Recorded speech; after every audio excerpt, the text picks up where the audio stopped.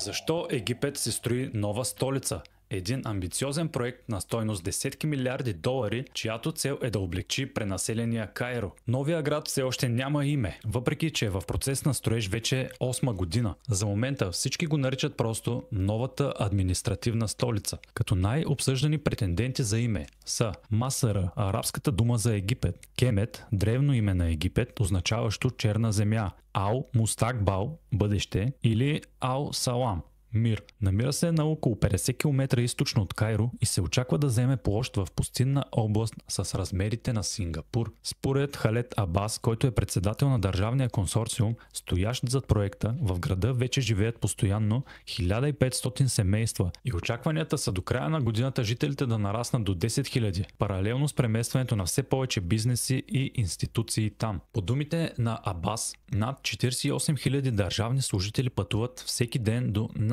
където са новите им работни места. Именно там ще бъдат преместени всички чуждестранни посолства, правителствени институции, парламент, 30 министерства и президентския комплекс. Паралелно с това, когато бъде завършен, градът ще трябва да стане дом за около 6,5 милиона души, което да облегчи част от проблема с наличието на жилища в Кайро. Според Абас, първият етап на развитието на НАС, започнал през 2016 година, ще приключи по някое време през тази. Втора фаза ще продължи до 2027 година и до тогава се очаква населението на града да е достигнало 1,5 милиона души. Страната действително има нужда от нова столица. В момента населението на Кайро и околността му е над 22 милиона души, които почти със сигурност ще се удвоят в рамките на следващите няколко десетилетия. Едно от основните притеснения на западните инвеститори, странящи от нас, е фактът, че голяма част от всичко се контролира от армията. Тя държи 51% дял от държавната компания, начело на гигантския проект, като останалите 49% са собственост на Министерството на жилищното строителство.